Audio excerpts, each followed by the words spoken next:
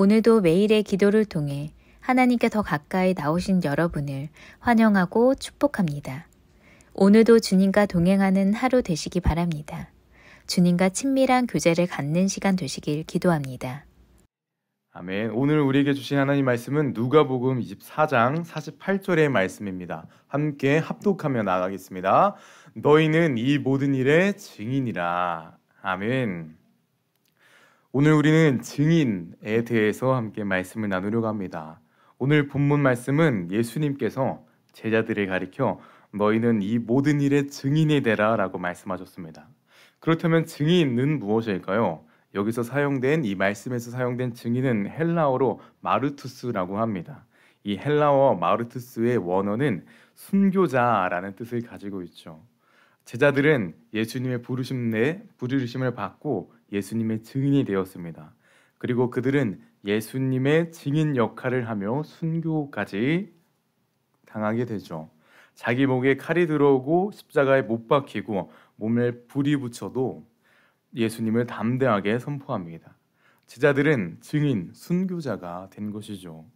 성경은 우리에게도 증인이라 하십니다. 순교자가 되라라고 하십니다. 그렇다면 우리에게 부담감이 생깁니다. 나 같은 사람이 어떻게 세상을 향하여 담대하게 증인의 삶을 살 수 있을까라는 두려움이 생기게 되죠. 하지만 여러분이 잘 알고 있듯이 증인이 되었던 제자들, 그들은 모두 처음부터 담대한 사람들은 아니었습니다. 그들은 예수님의 가르침을 받는데 둔했고 의심이 많았고 믿음이 약하고 두려움이 많았던 사람들이었습니다. 이러한 연약한 사람들이었던 제자들이 예수님이 말씀하신 증인이 되었던 것이죠. 그렇다면 이 연약한 제자들, 이 제자들은 어떻게 담대한 증인들이 되어 수 있었을까요? 오늘 말씀은 우리에게 연약한 제자들이 예수님의 담대한 증인이 되어가는 과정을 보여줍니다. 그리고 그 말씀을 통해 우리도 그 담대한 증인이 되어야 한다라고 말하고 있습니다. 여러분께 부탁드립니다. 제자들의 연약한 모습에서 담대히 증인으로 내어가는 그 제자들의 모습을 통해 하나님이 원하시는 증인이 되어가는 여러분 되시기를 간절히 소망합니다. 하나님이 원하시는 증인이 되는 그 첫 번째 메시지를 살펴보기 위해서 함께 보진 않았지만 누가복음 24장 36절을 함께 읽기 원합니다. 함께 읽겠습니다. 이 말을 할 때 예수께서 친히 그들 가운데 서서 이르시되 너희에게 평강이 있을지어다 하시니. 아멘. 오늘 성경의 배경을 살펴보자면 때는 예수님께서 십자가에서 돌아가신 그 다음이었습니다. 제자들은 예수님의 죽음을 확인하러 다 흩어졌다가 다시 한번 예루살렘 성 안에 있는 마가의 어머니 마리아의 다락방에 11제자가 모였죠. 그들은 유대인이 두려워서 문도 꽉 닫고 있었던 상태였습니다. 그런데 그들 가운데 갑자기 예수님이 나타나셔서 너희에게 평강이 있을지어다 라고 말씀하십니다. 처음에는 11제자 모두가 예수님을 유령이라고 생각합니다. 분명히 문도 닫아놨는데 열린 소리도 안 났고 열린 기척도 안 났는데, 그리고 예수님은 분명 돌아가셨었는데 눈앞에 이렇게 나타나시니 두려운 마음이 생겼던 것입니다. 그리고 예수님을 두려워하는 그들 향해 이렇게 말씀하십니다. 39절입니다. 함께 읽겠습니다. 내 손과 발을 보고 나인 줄 알라. 또 나를 만져보라. 영은 살과 뼈가 없으되 너희 보는 바와 같이 나는 있느니라. 아멘. 예수님은 제자들에게 손과 발을 보이셨습니다. 요한의 기록에 따르면 예수님은 옆구리도 보이셨다고 하시죠. 예수님께서는 자신의 손과 발을 보이시면서 제자들에게 자 봐라, 지금 눈앞에 살아있는 내가 바로 십자가에 달렸던 그 예수다. 자 만져봐라, 나는 부활한 것이다. 이렇게 말씀하신 것이죠. 이렇게까지 말씀하셨는데, 이렇게까지 보이셨는데 제자들은 어땠을까요? 예수님이 살아오셨다는 것을 믿었을까요? 그때까지만 해도 제자들은 반신반의했다고 합니다. 그들 중엔 아직도 의심이 있는 사람이 있었다라고 성경은 기록하고 있죠. 그 아직도 의심하고 있는 제자들에게 예수님은 먹을 것을 달라라고 하십니다. 그리고 생선 한 토막을 받아 잡수시며 그들에게 자신은 유령이 아니라 살아난 것이다 라고 보여주십니다. 그 모습을 통해 제자들은 예수님께서 진짜 살아나셨구나 라는 것을 믿기 시작했습니다. 그리고 예수님의 살아나심을 봤기 때문에 제자들은 담대한 증인, 순교자의 삶을 살 수 있었던 것이죠. 이것을 통해 볼 수 있는 첫 번째 메시지이자 의심 많은 제자들이 담대한 증인이 될 수 있었던 첫 번째 방법은 살아계신 예수님을 만났기 때문이다라는 것입니다. 살아계신 예수님을 만난 제자들의 삶은 완전히 다른 삶이 됩니다. 의심 많았던 제자들은 이제는 예수님을 진심으로 증거하는 담대한 증인들이 되죠. 베드로와 요한은 우리는 보고 들은 것을 말하지 아니할 수가 없다라고 고백하며 예수님을 증거하는 삶을 살게 됩니다. 본 것을 봤다고 얘기하고 만난 걸 만났다고 이야기하는 것이기에 이들은 전혀 두려움과 의심도 없이 예수님을 증거하는 삶을 살 수 있었습니다. 우리도 이러한 삶을 살아내야 합니다. 예수님을 진심으로 증거하기 위해서는, 예수님을 진심으로 전하기 위해서는, 증인이 되기 위해서는 예수님을 직접 만나야 하죠. 그 만남은 어떻게 이루어질 수 있을까요? 바로 기도와 말씀을 통해 우리는 만날 수 있을 것입니다. 우리가 말씀을 읽어야 하고 예배를 사모해야 하는 이유가 이곳에 있는 것이죠. 여러분, 예수님을 진심으로 증거하는 삶을 살아내야 합니다. 그렇다면 예수님을 만나야 합니다. 여러분께 부탁드립니다. 말씀과 기도와 예배를 통해 예수님을 만나시고 그 만남을 통해 삶이 변화되고 예수님을 전하는 그 삶을 살아내는 여러분 되시기를, 증인의 삶을 살아내신 여러분이 되시기를 간절히 소망합니다.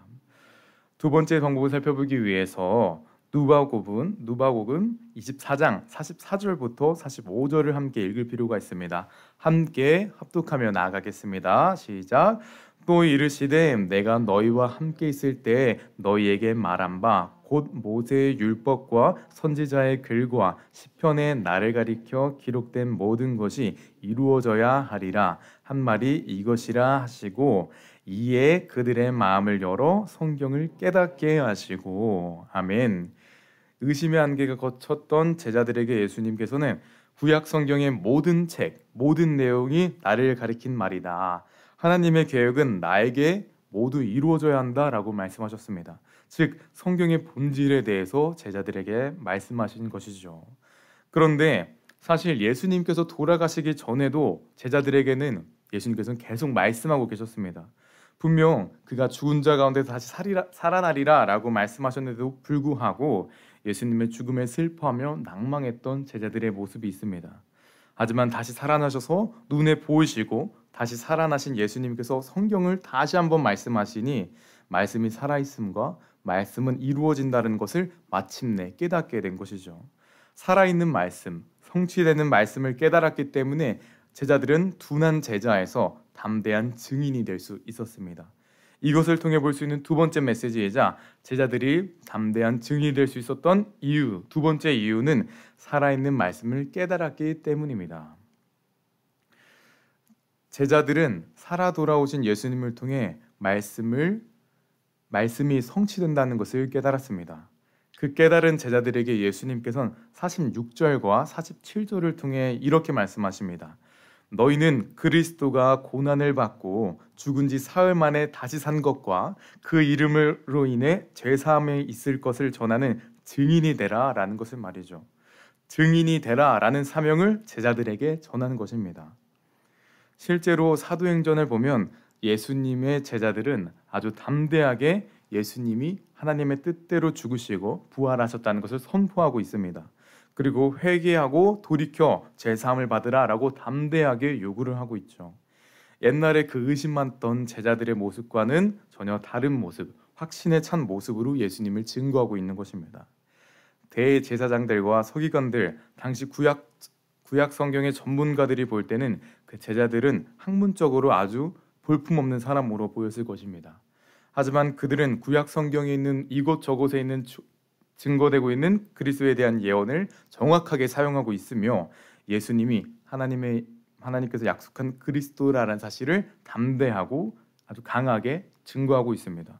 어떻게 그들은 그러한 지식을 가질 수 있었고 그런 확신을 가질 수 있었을까요? 바로 그 다락방에서 찾아오신 다시 살아나신 예수님을 다시 직접 만났었고 직접 성경을 풀어주셨던 그 은혜를 경험했기 때문입니다. 살아 성취되는 말씀을 직접 경험했기 때문에 그들은 예수님을 증거하는 지혜와 확신을 가질 수 있었던 것이죠. 지금도 우리가 예수님을 구세주라고 담대하게 찬양하고 선포할 수 있는 이유가 이곳에 있습니다. 창세기가 말하는 모든 그리스도에 대한 증거가, 출애굽기에서 말하고 있는 그리스도에 대한 증거가, 레위기, 민수기, 사무엘상, 열왕기서 모든 성경에서 말하는 그리스도에 대한 증거가 예수님임을 고백하고 성경은 말하고 있습니다. 여러분, 우리가 증인이 되어야 한다고 성경은 말합니다. 우리가 성경을 알게 되면 예수님을 증거하지 않을 수가 없습니다. 성경을 알게 되면 다른 구원자를 제시할 수가 없게 되죠. 성경은 예수 그리스도만이 하나님이 보내신 구세주임을 확실하게 증거하고 있기 때문입니다. 우리 마음속에 여전히 예수님에 대한 확신이 없을 수가 있습니다. 증인이 되라라고 하시는데, 예수님을 전하라고 하시는데 확신이 없어서 전하지 못할 때가 있습니다. 그렇다면 더욱더 우리가 말씀으로 파고들어야 합니다. 우리가 말씀으로 파고들 때 성경에 기록된 모든 기록들이 예수님이 우리의 구원자다라고 정확하고 확신 있게 증거해 줄 것입니다. 여러분께 부탁드립니다. 말씀을 통해 굳건한 확신을 쌓아주시고 이를 통해 예수님을 전하는 담대한 증인으로 서시는 여러분이 되시기를 간절히 소망합니다. 마지막 메시지이자 연약한 제자들이 담대한 증인이 될 수 있었던 그 세 번째 이유를 살펴보기 위해서 누가복음 24장 49절을 함께 읽기 원합니다. 함께 읽어 나가겠습니다. 볼지어다 내가 내 아버지께서 약속하신 것을 너희에게 보내니리 너희는 위로부터 능력으로 힘펴질 때까지 이 성에 머물라 하시니라. 아멘. 마지막으로 예수님께서는 제자들에게 정확하게 선언하고 선포하시는데, 아버지가 약속하신 것을 너에게 보내리니 너희는 그 능력을 입을 것이다 라고 말하고 계십니다. 이것은 바로 또 다른 보혜사 성령에 대한 말씀이었죠. 오늘 마지막 메시지이자 제자들이 담대한 증인으로 설 수 있었던 마지막 그 세 번째 이유는 살아계신 성령을 입었기 때문이다 라는 것입니다. 제자들은 살아계신 예수님을 목격했고 성경을 통해 예수님이 구원자다라는 사실도 확실하게 알았습니다. 하지만 예수님께서는 여기서 멈추지 않으시고 살아계신 성령님의 능력을 입혀주십니다. 요한복음에 기록되어 있는 성령의 능력은 모든 증인으로서 필요한 능력에 관한 능력이었죠. 이 성령의 능력을 힘입고 제자들은 예수님을 선포했던 것입니다. 베드로는 성령이 충만하여 백성들에게 예수님을 선포했습니다. 무리가 하나님께 기도할 때 성령이 충만하여 담대히 하나님의 말씀을 전할 수 있었죠. 또한 스데반이 순교를 당할 때 성령이 충만하여 예수님의 영광을 보았습니다. 사도 바울도 거듭날 때 성령이 충만했다고 성경은 기록하고 있습니다. 안디옥 교회의 장로 바나바는 성령이 충만한 사람이었고 복음을 선포하러 땅끝까지 이른 제자들은 환난과 핍박 중에서도 기쁨과 성령이 충만했었습니다. 이처럼 예수님께서는 증인이 될 제자들에게 성령의 능력을 더했던 것입니다. 그 능력을 힘입어 제자들은 힘차게 예수님을 선포했던 것이죠. 우리도 하나님의 마음을 시원하게 하는 사람, 예수님을 증거하는 사람이 되기 위해서는 성령의 능력이 필요합니다. 그리고 성령의 능력을 경험하기 위해서는 우리는 예배 자리를 사모해야 하는 것이죠. 내일 있을 송구병신 예배 가운데 그 성령의 충만함이 경험되는 시간이 되기를 원합니다. 그리고 다음 주부터 시작될 밥그릇 기도회가 그 성령 충만한 자리가 되어야 하죠. 드려지는 예배가 은혜의 예배가 되기를 여러분도 함께 기도해 주시고 준비해 주시기 바랍니다. 여러분께 부탁드립니다. 성령 충만함을 통해 성령님의 능력을 경험하시고 그리고 그 능력을 힘입어 주님을 증거하시는 증인의 삶을 살아내신 여러분 되시기를 간절히 소망합니다. 이 시간 말씀을 맺기 원합니다. 여러분, 우리는 모습도 서로 다 다릅니다. 성별도 다르고 직업도 다 다릅니다. 나이도 다르고 또 성격도 다 다르죠. 하지만 예수 그리스도 안에 있는 자들 누구든 한 가지 분명한 수명을 가지고 있습니다. 예수님으로 새 생명 받은 우리는 이 목적을 가지고 삽니다. 바로 예수님을 세상에 선포하는 것이죠. 내일 주님이 오신다 해도 오늘 주님을 증거하는 것이 우리의 사명이 되어야 합니다. 내일 주님이 오시면 결혼 그리고 취업은 못하지만 주님은 증거할 수 있습니다. 예배는 이 땅에서도 그리고 천국에서도 할 수 있지만 전도는 이 땅에서만 할 수 있는 것이죠. 예수님은 우리에게 오늘 증인이 되라, 사명자가 되라 라고 하십니다. 우리는 증인이 되어야 합니다. 목격자의 확실한 증언과 성경의 확실한 약속, 그리고 성령의 강력한 능력으로 예수 그리스도의 증인이 되어 주십시오. 여러분이 있는 이곳에 담대한 예수님의 증인이 되어 주십시오. 잃어버린 한 영혼이 돌아올 때, 여러분이 증인이 되셔서 잃어버린 한 영혼이 주님께 돌아올 때 하나님께서 크게 기뻐하실 것이고 마음이 시원하다라고 하실 것입니다. 마지막으로 선언하고 선포하겠습니다. 하나님의 증인됨으로 하나님의 마음을 시원하게 하여 하는 여러분 되어 주십시오. 이 시간 기도하기 원합니다.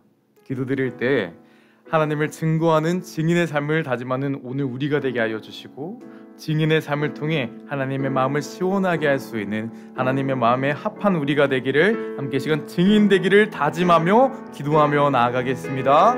오 주님, 우리의 삶 가운데 주님 동행하여 주시고 특별히 증인되는 삶을 다짐하는 우리가 되게 하여 주시옵소서. 우리의 삶 가운데 주님의 인도하심 경험되기 소망합니다. 주님의 이끄심의 경험되기 소망합니다. 주님, 우리는 여전히 부족하고 여전히 안타까운 그 삶을 살아가고 있음을 고백합니다. 주님을 증거하는 그 삶을 산다고 고백하지만 여전히 우리 마음속에 확신이 없어서 주님을 정확하게 전달하지 못하는 우리의 모습이 있습니다. 주님, 우리의 모습 주님 기억하여 주시고 우리 가운데 찾아와 주시고 인도하여 주셔서 주님을 명확하고 정확하게 전달할 수 있는 하나님의 증언자, 하나님의 증인들 되게 하여 주시옵소서. 오 주님, 오늘도 불러주시며 감사드립니다. 주님 이끄심을 경험하는 하나님의 수단을 되게 하여 주시고 주님의 기름 부으심과 이끄심 그리고 부으심, 주님의 능력을 경험할 수 있는, 그리고 하나님을 증인할 수 있는 그 믿음의 확신을 경험할 수 있는 하나님의 삶을 되게 하여 주시옵소서. 오 주님 감사드립니다. 오 주님 이끄심을 경험하는 감사드립니다.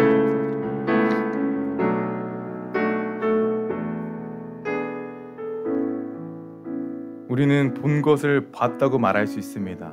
우리는 만진 것을 만졌다라고 정확하게 말할 수 있습니다.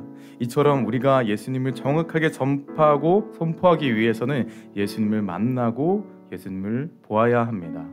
우리의 삶 가운데 예수님을 만나는 우리가 되게 하여 주시고 그 만남을 힘입어 예수님을 증거하는 우리의 삶이 되게 하여 주시옵소서. 특별히 오늘 하루 살아갈 때 주님과 함께하는, 주님을 만난 그 든든함을 통해 살아가는 우리가 되게 하여 주시고 2022년을 주님과 함께 든든함으로 마무리할 수 있는 하나님의 사람들 되게 하여 주시옵소서. 오늘도 함께 하실 거라 믿습니다. 주 예수 그리스도의 이름으로 기도드립니다. 함께 시간 주기도문으로 예배 마치겠습니다. 하늘에 계신 우리 아버지여, 이름이 거룩히 여김을 받으시오며 나라가 임하옵시며 뜻이 하늘에서 이루어진 것 같이 땅에서도 이루어지이다. 오늘 우리에게 일용할 양식을 주옵시고 우리가 우리에게 죄 지은 자를 사하여 준 것 같이 우리 죄를 사하여 주옵시고 우리를 시험에 들게 하지 마옵시고 다만 악에서 구하시옵소서. 나라와 권세와 영광이 아버지께 영원히 있사옵나이다. 아멘. 첫 번째, 오늘도 증인의 삶을 살아가고 있는지 돌아보게 하소서. 나의 삶을 통하여 하나님의 사랑이 전해지는 은혜를 허락하소서.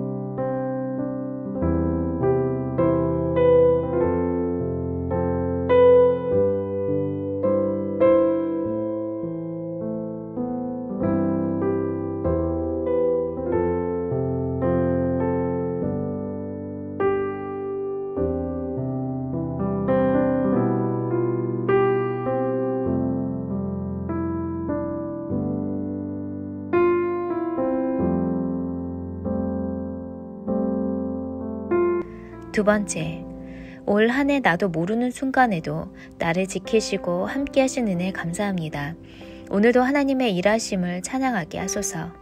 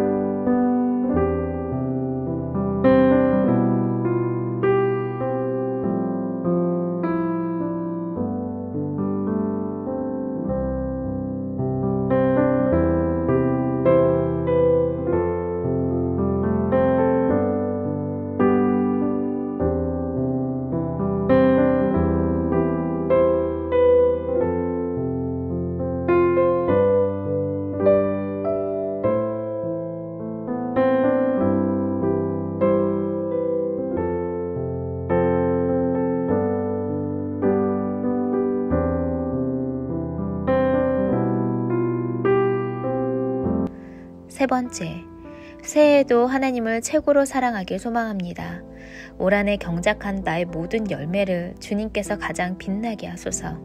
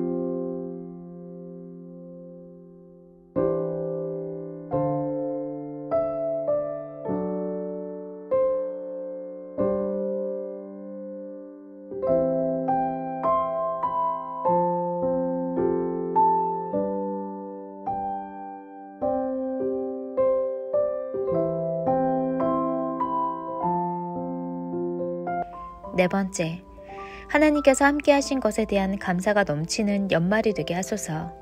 1년간 나에게 있었던 수많은 문제에 집중하는 것이 아니라 그 문제를 극복했다는 데 집중하게 하소서.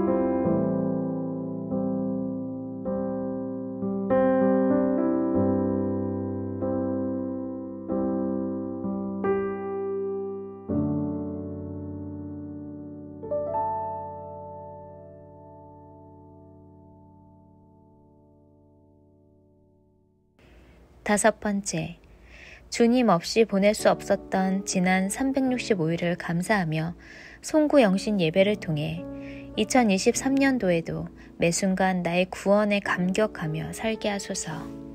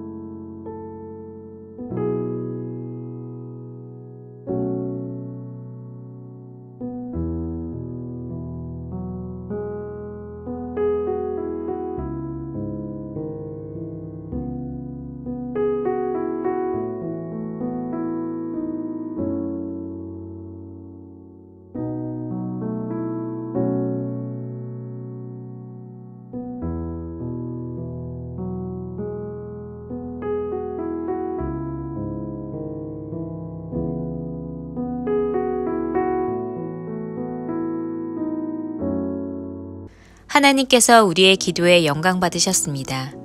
이제는 우리의 삶을 통해 하나님의 영광이 되시기 바랍니다.